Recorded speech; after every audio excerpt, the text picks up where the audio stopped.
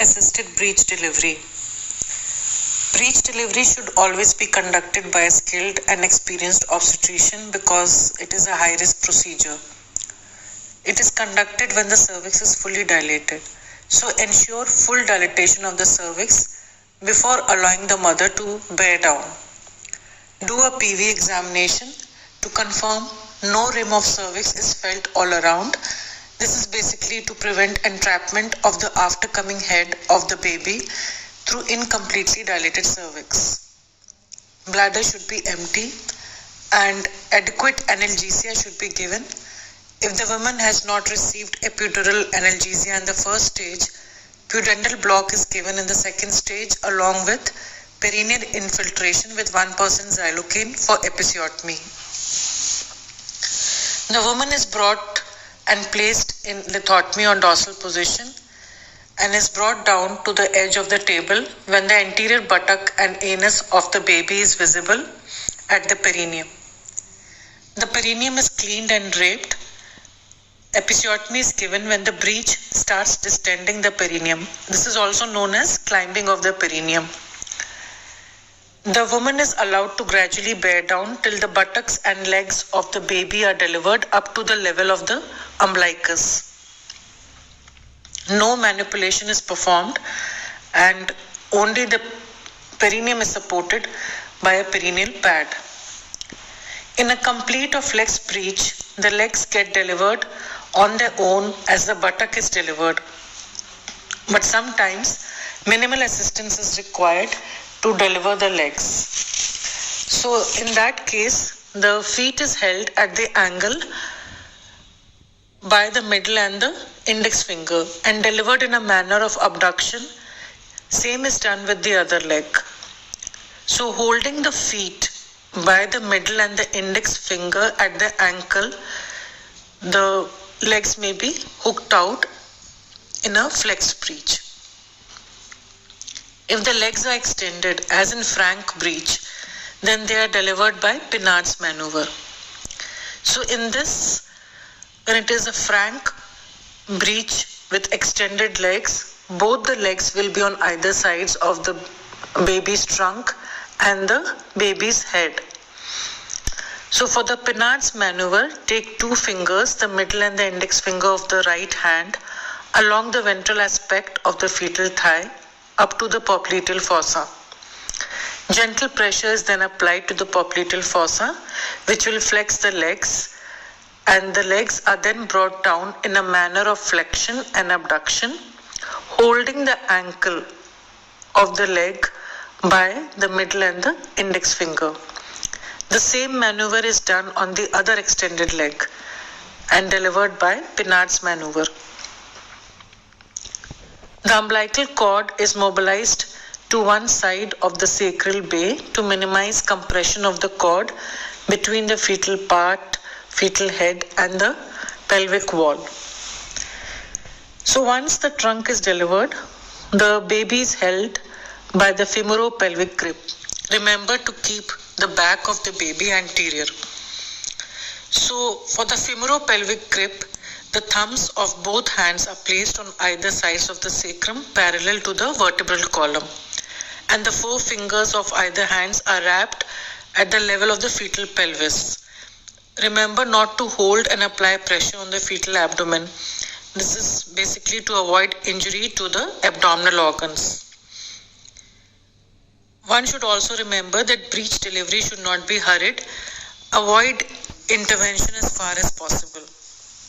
Do not pull from below, as traction will result in deflection of the fetal head and increased risk of nuchal displacement of the arm is present. Now, attempts to deliver the arm. Once the trunk is born, one should see that the lower angle of the scapula is visible, then only try and attempt to deliver the arms. If the arms are flexed, the scapula will lie parallel to each other. But if the arms are extended, then there will be winging of the scapula. Arms are delivered by flexion and abduction movement from the ventral aspect of the fetal body. So using the femoropelvic grip, hold the trunk, and if the shoulders do not occupy the anterior posterior diameter of the pelvis, one may rotate the trunk of the baby by the femoropelvic grip so as to make the shoulders occupy the anteroposterior diameter of the pelvis. The arms may deliver by gently hooking them out if they are flexed. They are brought down over the face and chest of the baby. In extended arms, one or both arms may be fully stretched along the side of the head due to extension of the elbow joint. So rarely the arms may also lie behind the neck of the fetus, that is known as nuchal displacement. Now the posterior shoulder and arm is delivered first, followed by the anterior arm if the arms are extended. The left hand of the obstetrician is introduced along the curve of the sacrum while the baby is lifted slightly upwards. With firm pressure on the humerus, the posterior arm is brought out by sweeping it over the chest and face of the baby. The extended anterior arm is then delivered from the anterior aspect by introducing the right hand in the same manner, while the baby's trunk is depressed towards the perineum. The extended arms may also be delivered by the Lofsitz maneuver. So in Lofsitz maneuver, because of the curved birth canal, when the anterior shoulder remains above the symphysis pubis, the posterior shoulder will be below the sacral promontory. This maneuver should start only when the inferior angle of the anterior scapula is visible under the pubic arch. The baby is held by the femoropelvic grip and lifted slightly to cause lateral flexion, and the trunk is rotated 180 degrees, keeping the back anterior and maintaining a slight downward traction. This will bring the posterior arm of the baby to emerge under the pubic arch, which is then hooked out. The trunk is then rotated in the reverse direction, keeping the back anterior to deliver the anterior shoulder under the symphysis pubis. If the arms are nuchally displaced, that means the arms are placed behind the baby's head and neck. After grasping the baby by the femoropelvic grip, the trunk is again rotated 180 degrees towards the fingertips. So this will draw the elbow forward and render the arm amenable to Lofsitz maneuver. So this is for the nuchal displacement of the arm and its delivery. After delivery of the shoulder and arm, it is very crucial to keep the fetal back anterior, enabling the aftercoming head of the baby to enter the pelvis in occipito anterior position. The delivery of the aftercoming head is the most important stage of the delivery, and not more than 5 minutes should elapse between the delivery of the umbilicus and head of the baby to reduce the chance of fetal asphyxia. The obstetrician now becomes actively involved in delivery of the fetal head, and one should remember that the key factor in delivery of the fetal head is the gradual and gentle descent and flexion of the fetal head, and also protecting the fetal cervical spine from excessive traction. For delivery of the fetal head, there are 3 methods which have been described. So one is the Burns-Marshall method, second is Mauricio-Smelly-Wheat technique, and the third is when Piper's forceps can be used for delivery of the aftercoming head.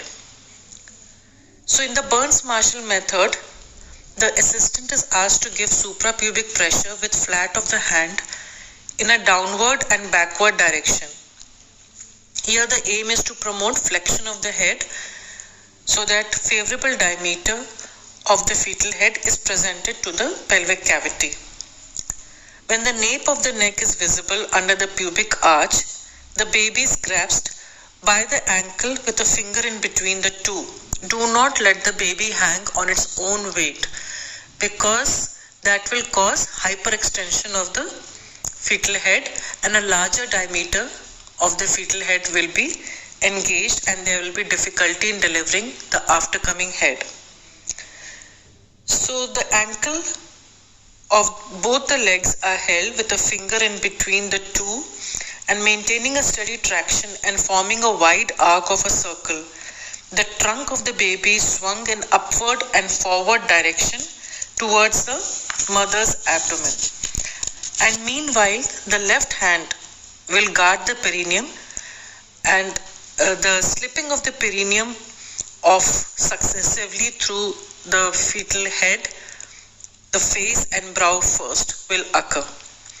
The trunk of the baby is then depressed to deliver rest of the head, and the baby is placed over the mother's abdomen. The other technique, the jaw flexion and shoulder traction technique, which is also known as Mauritius smelly wheat technique. In this, the baby is placed on the supinated left forearm of the obstetrician with the limbs hanging on either sides. The middle and index finger of the left hand are placed over the malar eminence of the face on either side. This is for flexion of the fetal head while delivering the head, after coming head. The ring and the little finger of the right hand, that is the right pronated hand, are placed on the child's right shoulder. The index finger on the left shoulder and the middle finger at the suboccipital region. So the middle finger will also give pressure, and this will maintain flexion of the after coming head of the baby. The assistant gives suprapubic pressure during the period to maintain flexion.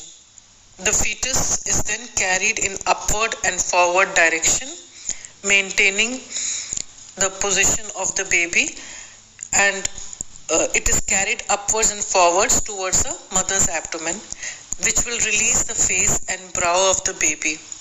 Lastly, the trunk is depressed to release the occiput and vertex. Forceps delivery. This is said to be a more controlled delivery of the fetal head because the force of pull is not transmitted through the fetal neck, and the flexion of the fetal head is better maintained.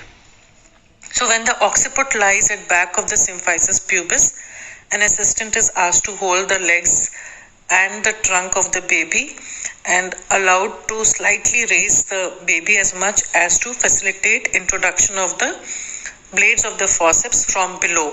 So the left blade is first applied, followed by the right blade. Then the traction of the forceps is again towards maintaining an arc, and it is forwards and then upwards to deliver the face and the brow of the baby, and then slightly it is depressed so as to release the fetal head and vertex. So that was a forceps delivery.